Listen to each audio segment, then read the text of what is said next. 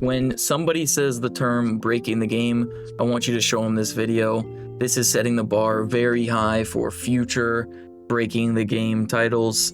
We basically set out with a new strategy thanks to Robin Parker, also known as Elma, also known as Jalapeno Man Deluxe.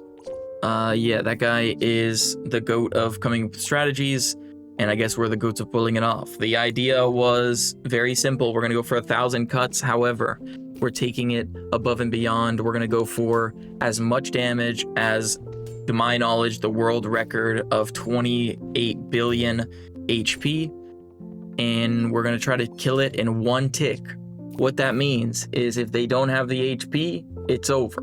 Their Dark Orb will do nothing. They can't get any shielding. They can't get any healing. It's you either tie or you lose. There is no beating this build.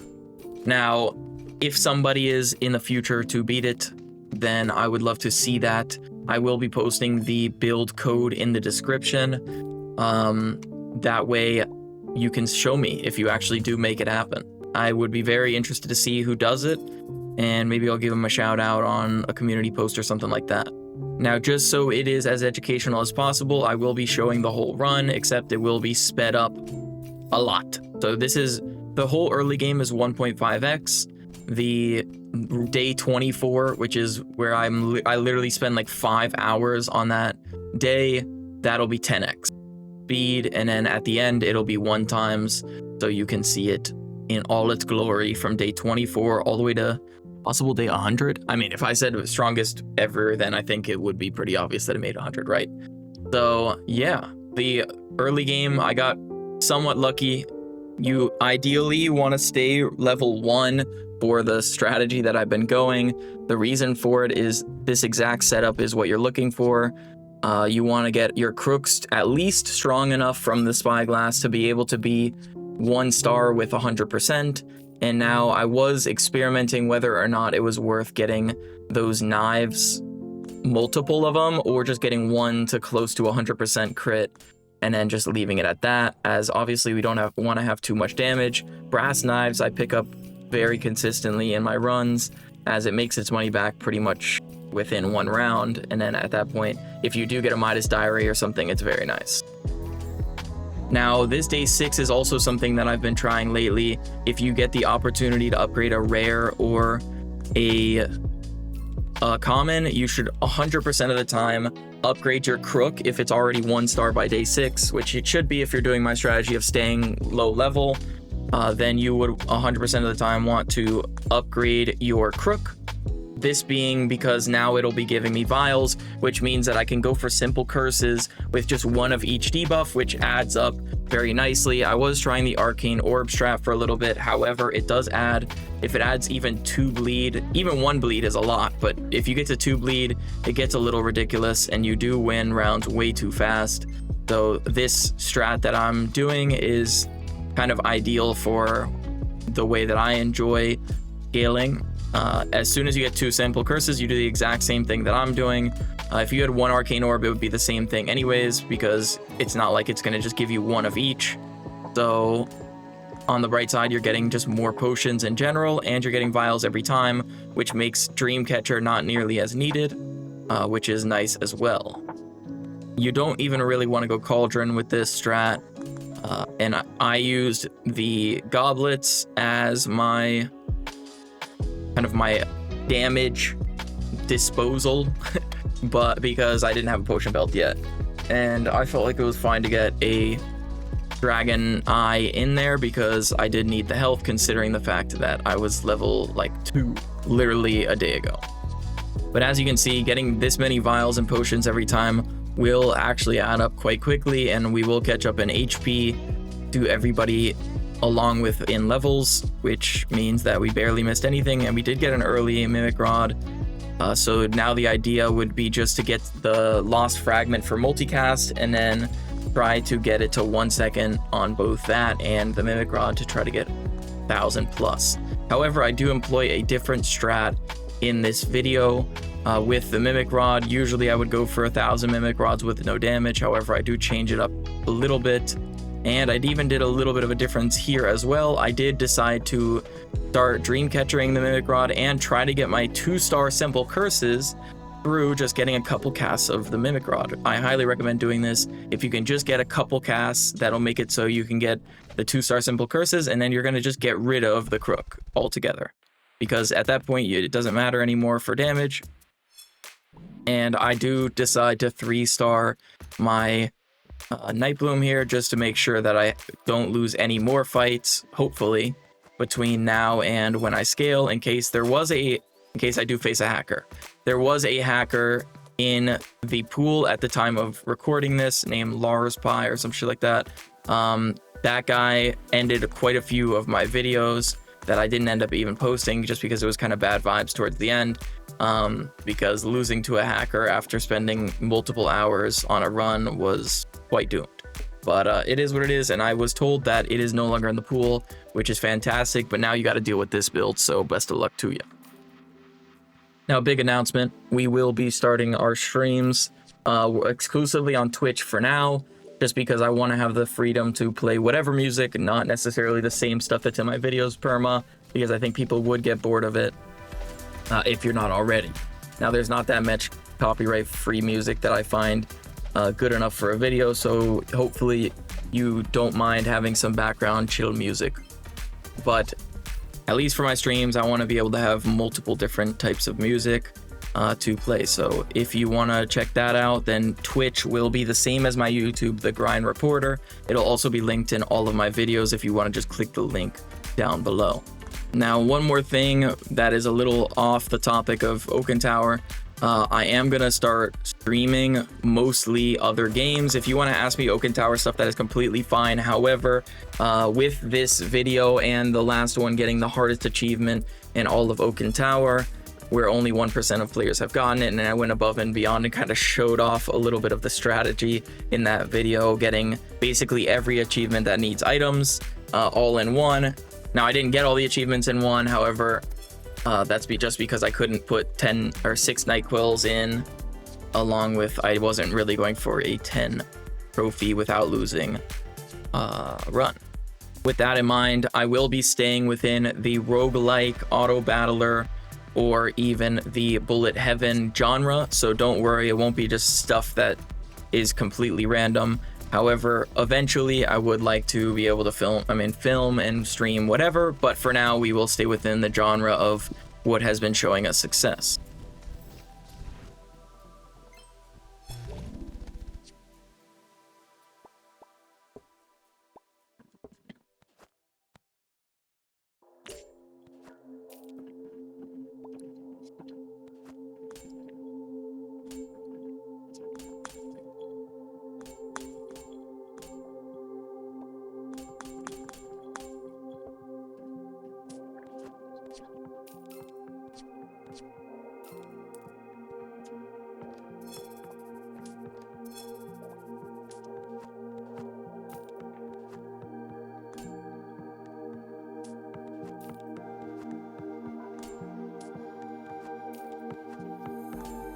I do make another blunder here.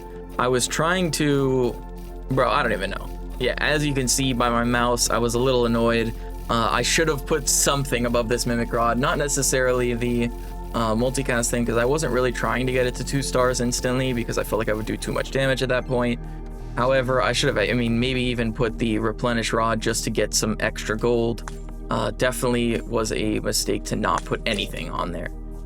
So yeah, there was definitely some mistakes. However, I'll try to point them out as long as I see them in real time, so you don't have to make the same mistakes as me if you do go for a run like this. However, I will say that the strategy we employ is 100% allowed. However, it might not be everyone's cup of tea. We'll get more into that on day 24.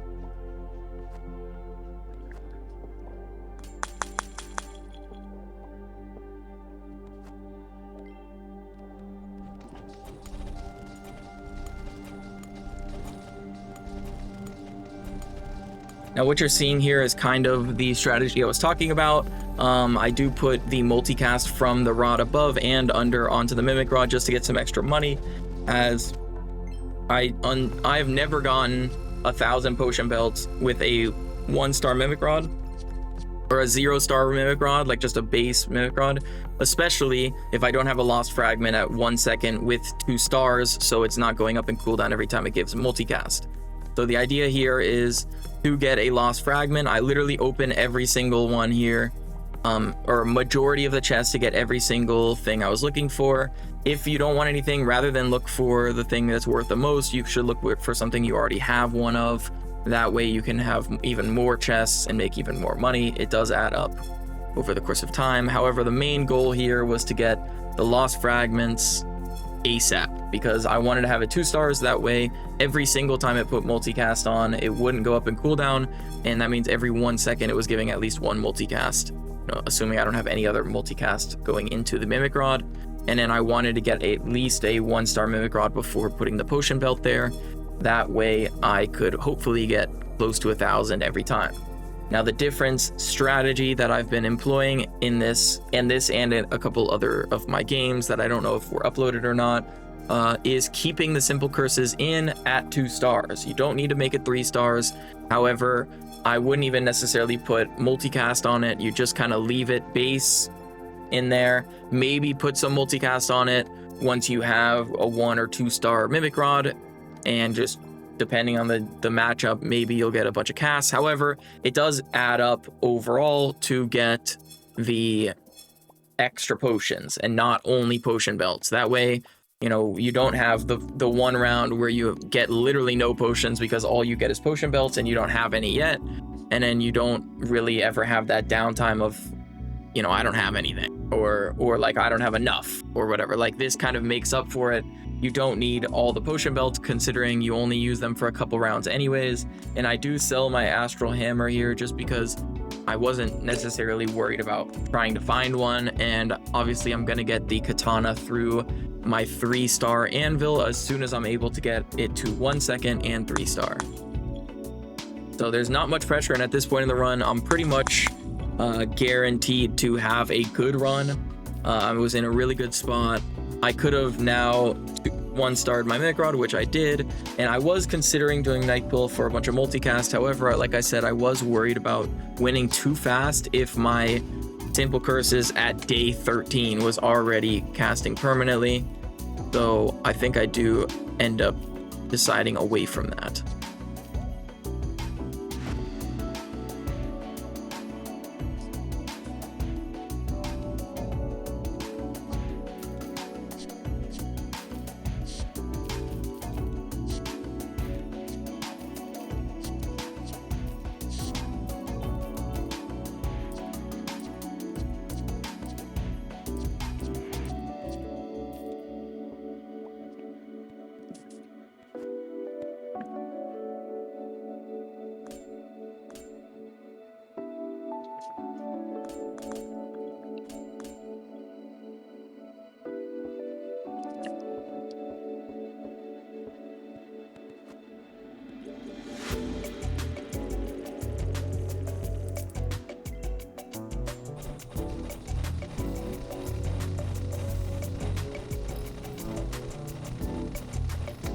So against this opponent, I probably would have gotten 1,000 mimic rods if I didn't have the simple curses. However, I did get 1,000 vials and 400 potion belts, which will solve my reroll problem, but also give me enough money from just selling the chests that I got from the potion belts to go from there. This will also give me all of the kind of stuff I need to get my shield as upgraded as possible and enough luck and stuff like that. So it's really a good strategy, and I highly recommend this exact.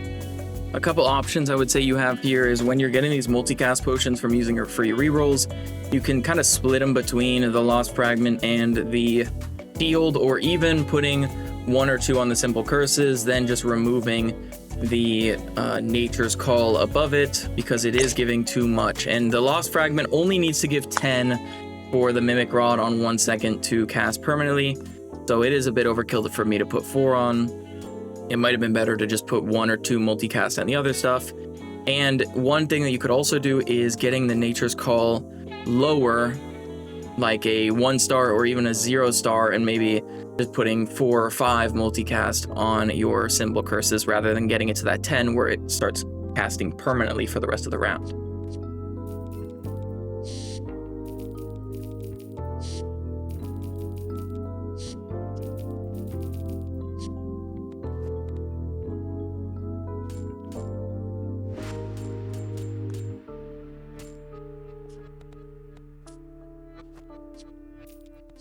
Now, candies, I always pick them up. However, I don't necessarily think it matters as much for this.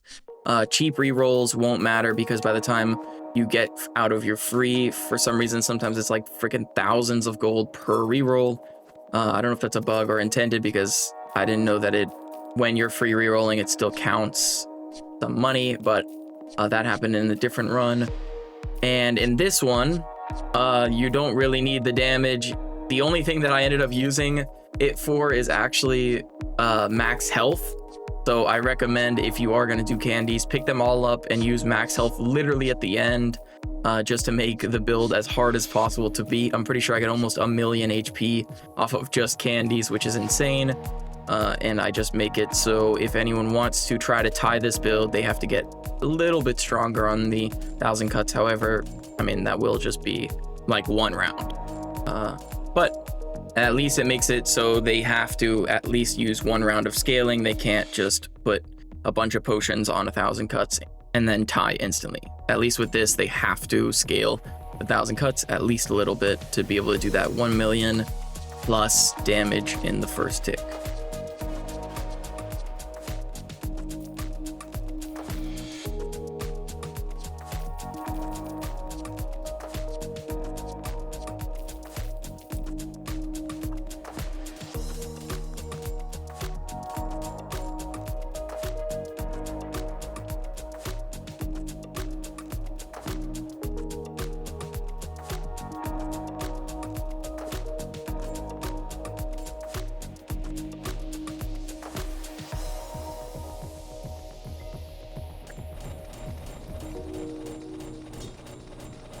Now, since you have so many potions, you only need 1,000 cuts from this anvil, so I'm only going to use it for 1 singular round, and then that's it. And as you can see right here, not having the Nature's Call wasn't a problem at all. I got 1,000 potion belts and still around 500 vials from just having 2 extra multicast on my simple curses.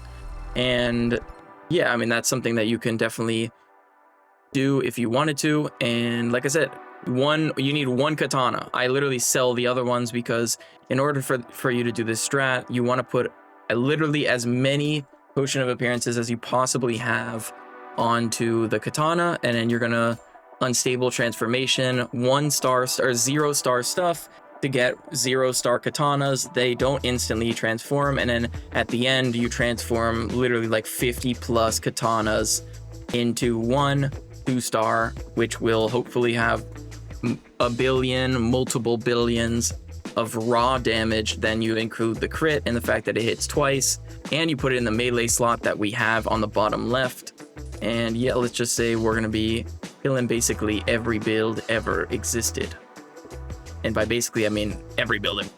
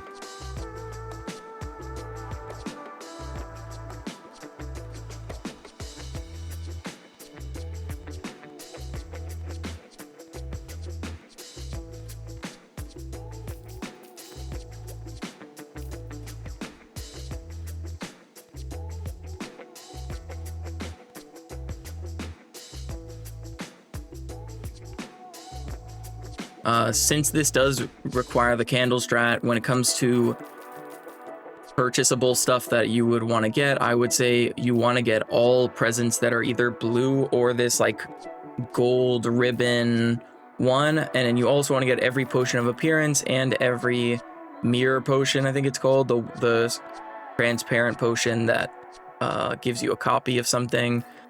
And you kind of want to alternate. You just put it all on candles, use all your unstables on your 0-star stuff. I would recommend not buying 0-star witch items, as it could add to some lag.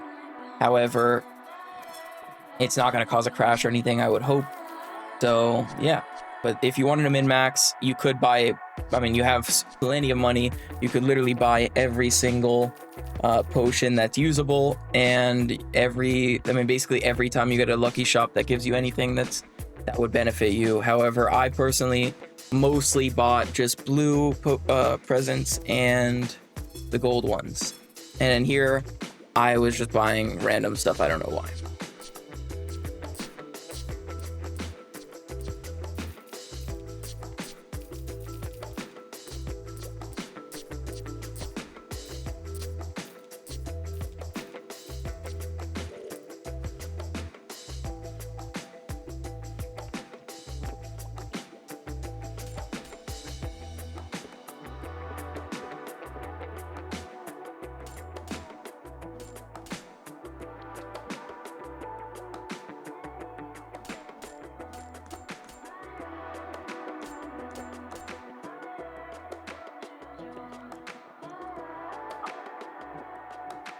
Okay, a couple things to note here.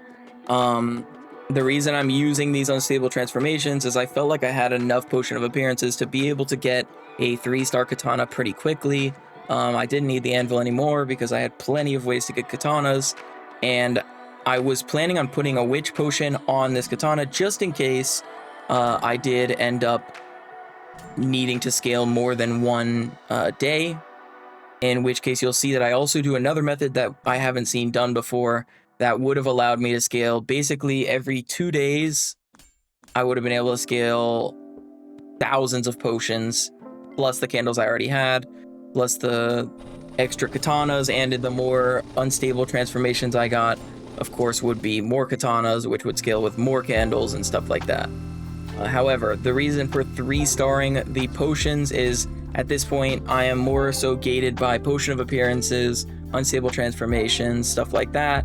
And mimic rod, I got to 3-star. I know 2-star is technically better because if you get to the 1,000, then it would give you 1,002 instead of just 1,000 total. However, that 2 potion belts does not make the difference for the fact that every single cast you're getting 1 less, because literally anything under 998, you're getting more from having a 3-star because you're getting it faster. So if the round ends faster, then you're getting more every cast. So you're getting 10 more every single second, which adds up very quickly.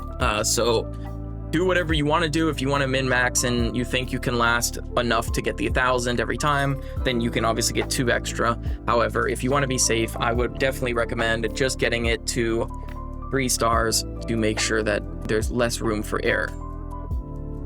Now, one thing you want to do is you have to be organized a little bit about, you want to get 1-star. You could get a 1-star katana and then just a bunch of 0-star ones from the transformation that way, but you do have to never accidentally click and combine to get a 2-star katana, or you literally lose the whole thing. I mean, the whole strat's kaput at that point.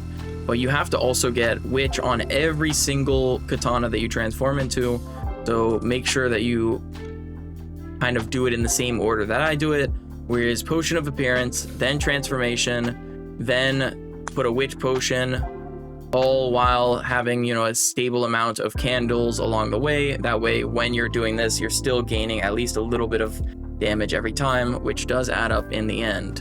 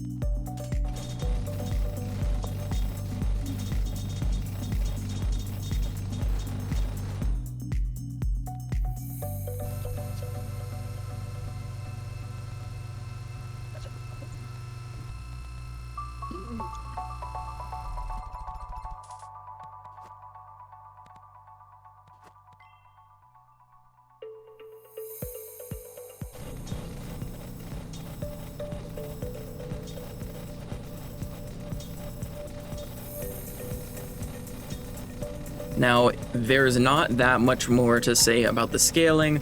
You're gonna see there is the use of a macro. Now, macros are confirmed allowed as long as they don't give you a competitive advantage. So if they're just doing a task that like you could do manually as well, it seems fine. I didn't write the rules. I did confirm with the literal dev of the game before doing this run that it was okay to use. I sent the exact script that I was using, which literally just moves the potions from point A to point B on repeat. That way I save my wrists to be able to play Oaken Tower for another day. You know what I'm saying? So I understand that this might not be ideal for some people, and you know, I wasn't sure if it was going to be allowed or not. However, once it is confirmed, you know, if other people can do it and it's guaranteed allowed, then I feel like it's only fair that I do it as well. But look, if it's completely up to you if you do it for the future, and I'm not necessarily going to share the thing unless that is confirmed okay with the dev, because I don't know if it's like a gray area or not. But at least for entertainment purposes, this is what was used for this run, and you'll see in the 10x part just it being used. Especially because it gets so laggy when I go to the amount of potions that I go to that it's like 1 potion per second. And then when I scale even more, it gets to 1 potion every 2 seconds, which if I was just sitting there, I think it would have taken me like 12 hours or something. So yeah. Now, what I'm doing here is the strat that I was talking about. I was, at this point, I didn't want to lose anymore, so I wanted to make sure I would win while still doing something to get some extra potions. So my idea was to actually just go for Pandora's slots, which would help me win rounds, and at this point I felt like I had enough potion belts anyways, that even if I won instantly, the potion belts would be giving me the potions, not necessarily needing more potion belts. If you are hearing some stuff like blips from time to time in the background, it's because my mic was unmuted, and I didn't realize until a little bit later. However, I never actually talk. It's just kind of, I don't know, like coughing or blowing my nose or something. I don't know. But I tried to stop it best I could. So if you ever see muted parts for like half a second, that's why as well. But yeah, I'm going for Pandora slots. I'm just gonna keep going until I have a reasonable amount of potions. I'm gaining, I think, 3,000, around 3,000 every single turn. So literally all I'm doing is getting potion slots in the meantime. This will guarantee me winning as well, which kind of serves the purpose for 2 birds and 1 stone. And like I said, I didn't want to scale my potion belts multiple times. However, the idea behind the Pandora's slots would be I could kind of have that 3-star 1,000 cuts, have that witch buff, and it would definitely be enough to get me maybe, you know, 5 extra days of scaling. And if, let's say I have 1,300 Pandora slots, that's 1,300 Pandora's or potion belts that I get every single round, which means that after 2 or 3 rounds, then I just win for 2 or 3 rounds, and then I'll have 10,000 potions to go through. But as you can see, it already started getting pretty insanely laggy, so I did not want to push it too much, as the game crashing would have been a video ender, but also I don't think I would have went for this again, as it does, especially once you get into the longer times. I think this still ended up being like a 6+ hour recording.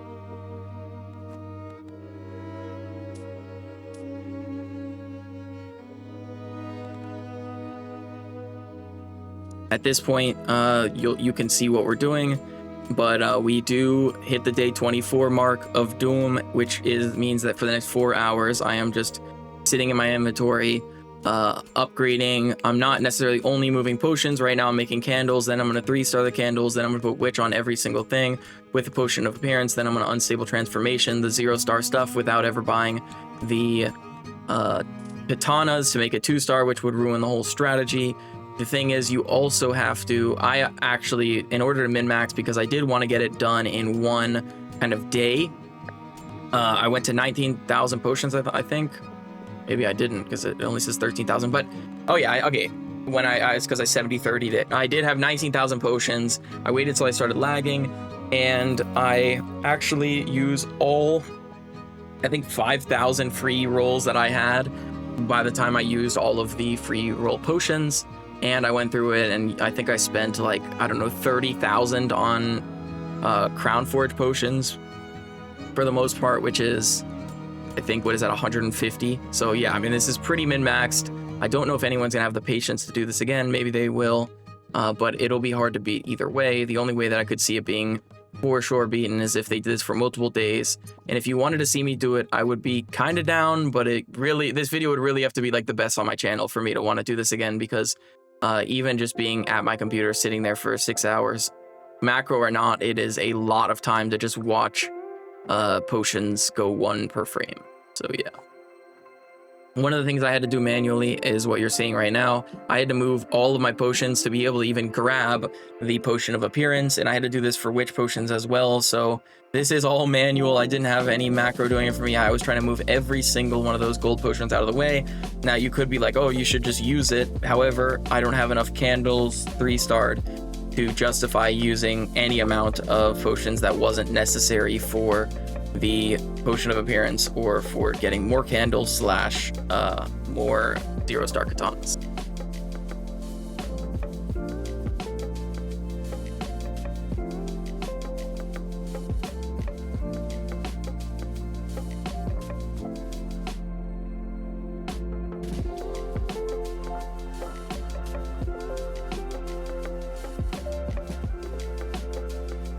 If you are enjoying this video, please do me a favor and like it.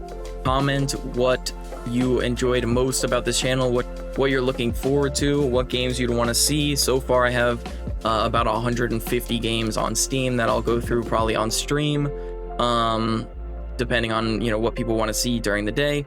And also, Everything is Crab is on the list, along with Brotato, Vampire Survivor, stuff like that. So don't worry, we will hit some of the big name stuff as well and put our spin on it, along with some guides. For anyone who wants to start these games even years later, we'll add a fresh spin on it for you. So right now, we're putting all those Potion of Appearances on. And yeah, if anyone is willing, please add a timestamp down below for when the day ends, so people can know. I think it'll be around 1 hour and 17 minutes. However, don't quote me on that, as I am still editing and I will probably still cut some parts out. But if you wanted a rough estimate, go to around 1 hour and 17 minutes and it should be done scaling, and you can see the final product where we go from day 24 to day 100, one-shotting literally everybody in 1 hit out of 2. Because keep in mind, katanas and astral hammers hit twice before the dark orb goes off. So what you're seeing in the overkill on each of these fights, it could be doubled, and then you have a 40% execute on top of that. It gets quite crazy. So thanks again for watching. I'm gonna let you enjoy the rest of this 10x speed thing, especially once the macro starts. You're gonna see it, and yeah, the strat is pretty min-maxed. I welcome anybody to try to beat it. Like I said, the main things in the description will be my Twitch stream, The Grind Reporter, and also the build guide will probably be at the complete bottom, not build guide, the build code. Go to the complete bottom of the description if you want to try out facing this build code. Send me a screenshot if you can beat it. I mean, anyone can tie it. Just getting 1,000,000 damage on the katana is not too bad. You could probably do that on like day 12. But beating it is what I think is not near impossible, but very close. And it's enough that I would say Unbeatable is pretty reasonable to say, considering the world record or the highest HP I've ever seen or faced was 28 billion in my 10 billion damage per hit video. So, or per tick video. So yeah, at this point, it's unbeatable.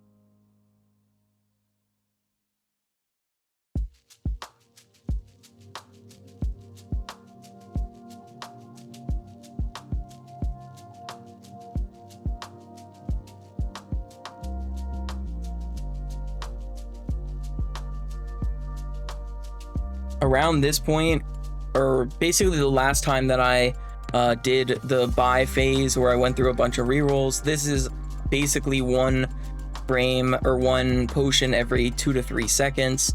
I also started freezing towards the end of this, and so I'm pretty sure I don't even use like 4,000 of these potions. So if you see me kind of delete a ton of potions at the end, it's just because I was not willing to lose this recording to a crash. So I would rather play it safe, and I had a general idea of how much damage I needed, and let's just say I went overboard because I didn't even need those extra 4,000 potions, which means that I'm glad that I didn't, tempt fate with the possibility of lagging the flip out and crashing my game.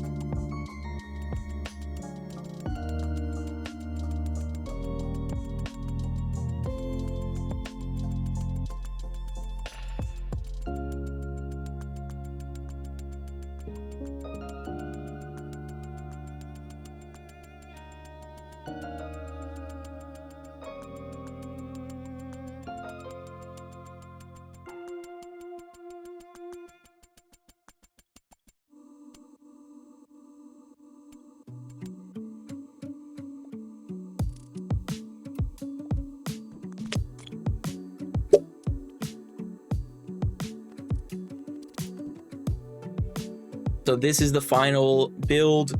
We have a million HP, 1.6 billion raw damage on the katana, 700 million damage on the astral hammer, and 183 million damage on another katana. Keep in mind, all three of these things hit 2 times at the beginning of combat. They all have 100% crit, so they will be doing 6 times damage.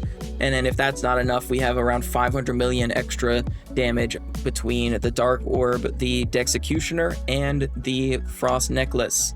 This is quite a lot of damage. I think, according to my calculation, this was about I think anything under 30-something billion HP would have gotten executed. However, I'm pretty sure I literally killed everything in one auto, which means that you can literally double this. As you can see, with just one auto, we are doing over 10 billion overkill through all these poor guys on day 24. So yeah, if you face this, even if you were to get like 30 plus billion HP, I doubt you'd be able to do it early enough to beat this build.